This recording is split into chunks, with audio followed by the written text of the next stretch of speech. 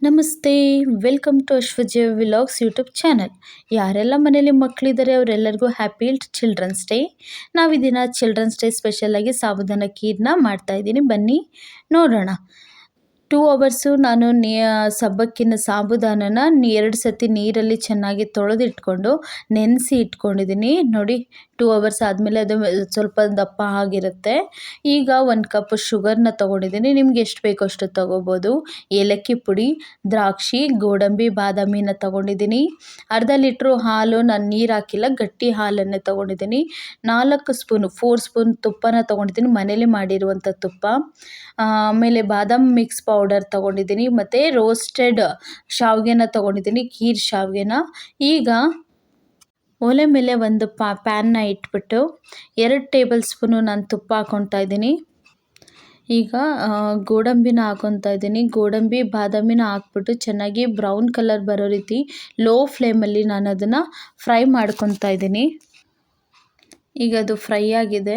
So fry ಆದ ನಂತರ ನಾನು ದ್ರಾಕ್ಷಿನ ಹಾಕ್ಬಿಟ್ಟು ಅದನ್ನು ಕೂಡ ಲೈಟಾಗಿ ಫ್ರೈ ಮಾಡ್ಕೊತೀನಿ. ಅದು ನೋಡಿ ಈ ರೀತಿಯಲ್ಲಿ ಕಲರ್ ಚೇಂಜ್ ಆಗುತ್ತೆ. ಈಗ ನಾನು ಅದನ್ನು ಸಪ್ರೇಟಾಗಿ ತೆಗೆದಿಟ್ಕೊತಾ ಇದ್ದೀನಿ.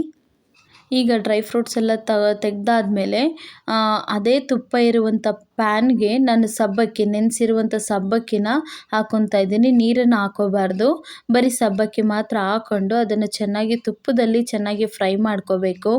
ತುಪ್ಪದಲ್ಲಿ ಚೆನ್ನಾಗಿ ಫ್ರೈ ಮಾಡ್ಕೊಳ್ಳೋದ್ರಿಂದ ಅದು ಟ್ರಾನ್ಸ್ಪರೆಂಟ್ ಆಗುತ್ತೆ, ಅಂಟ್ಕೊಳ್ಳಲ್ಲ, ಒಂದಕ್ಕೊಂದು ಅಂಟ್ಕೊಳ್ಳಲ್ಲ. ಅದಕ್ಕೋಸ್ಕರ ಚೆನ್ನಾಗಿ ಅದನ್ನು ಫ್ರೈ ಮಾಡ್ಕೊಳ್ಳೋಣ. ಈಗ ಅದು ಫ್ರೈ ಆಗಿದೆ. ಈಗ ನಾನು 1 ಗ್ಲಾಸ್ ಅಷ್ಟು ನೀರನ್ನು ಹಾಕ್ಬಿಟ್ಟು ಏನು ಮಾಡಿದ್ದೀನಿ, ಚೆನ್ನಾಗಿ ನೀರಲ್ಲಿ ಫಸ್ಟು ಅದನ್ನು ಬೇಯಿಸ್ಕೊತಾ ಇದ್ದೀನಿ. ಈಗ ಒಂದು ಲಿಡ್ನ ಕ್ಲೋಸ್ ಮಾಡಿಬಿಟ್ಟು ಒಂದು 10 ಮಿನಿಟ್ಸ್ ಅಷ್ಟು ನಾವು ಬೇಯಿಸ್ಕೊಳ್ಳೋಣ.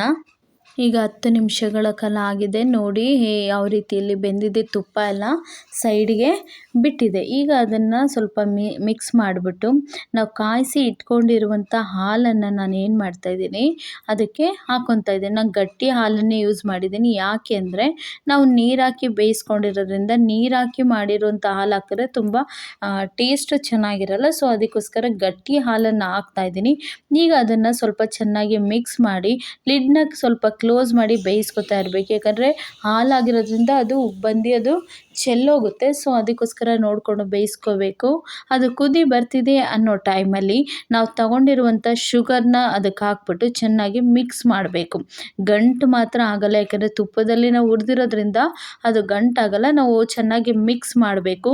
ಈಗ ಮಿಕ್ಸ್ ಮಾಡಿದ್ಮೇಲೆ ನಮ್ಮ ಹತ್ರ ಇನ್ನೂ 2 ಟೇಬಲ್ ಸ್ಪೂನು ತುಪ್ಪ ಮಿಕ್ಕಿತ್ತು, ಅದನ್ನು ಹಾಕ್ಬಿಟ್ಟು ನಾನೇನು ಮಾಡ್ತಾಯಿದ್ದೀನಿ, ಶಾವಿಗೆನ ಹಾಕ್ಕೊತಾ ಇದ್ದೀನಿ. ನಾವು ತೊಗೊಂಡಿರುವಂಥ ಶಾವಿಗೆನ ಕುದೀತಾ ಇರಬೇಕಾದ್ರೆ ಹಾಕ್ಕೊತಾ ಇದ್ದೀನಿ. ನೋಡಿ ಆ ತುಪ್ಪ ಹೆಂಗೆ ಮೇಲ್ಗಡೆನೆ ಬರ್ತಾ ಇದೆ ಅಂತ.